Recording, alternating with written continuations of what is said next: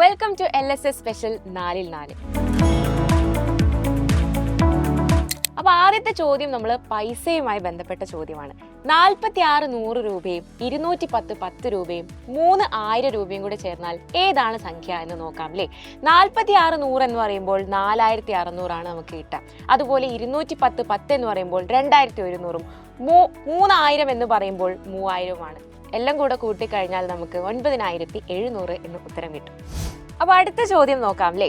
26 centimetre നീളമുള്ളൊരു ചരട് നമ്മൾ 2 കഷ്ണങ്ങളാക്കി. ആദ്യത്തെ കഷ്ണം 12 സെന്റിമീറ്ററും 7 മില്ലിമീറ്ററും ആണെങ്കിൽ അടുത്ത കഷ്ണം എത്രയായിരിക്കും വലുപ്പം എന്ന് നോക്കാം അല്ലേ. 26 സെന്റിമീറ്ററിനെ നമുക്ക് 260 മില്ലിമീറ്റർ എന്ന് എഴുതാം.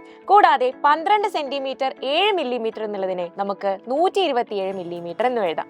അപ്പോൾ നമ്മൾ എന്ത് ചെയ്താൽ മതി? 260 മില്ലിമീറ്ററിൽ നിന്നും 127 മില്ലിമീറ്റർ കുറച്ചാൽ മതി. നമുക്ക് ഉത്തരം 133 മില്ലിമീറ്റർ എന്ന് കിട്ടും. അതായത് 13 സെന്റിമീറ്ററും 3 മില്ലിമീറ്റർ. 65 ഗുണം 8 തുല്യമായ ഒരു ഉത്തരം കിട്ടാൻ 130നെ ഏത് സംഖ്യ കൊണ്ട് നമുക്ക് ഗുണിക്കണമെന്ന് നോക്കിയാലോ.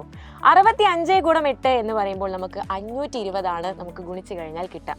130നെ ഏത് സംഖ്യ കൊണ്ട് നമ്മൾ ഗുണിച്ചാലാണ് 520 എന്ന് കിട്ടാൻ നമ്മൾ എന്താ ചെയ്യുക? അതെ, 520നെ 130 കൊണ്ട് നമ്മൾ ഹരിച്ചാൽ മതി അല്ലേ. 520 ഡിവൈഡഡ് ബൈ 130 നമുക്ക് 4 ആണ് എന്ന് ഉത്തരം കിട്ടും.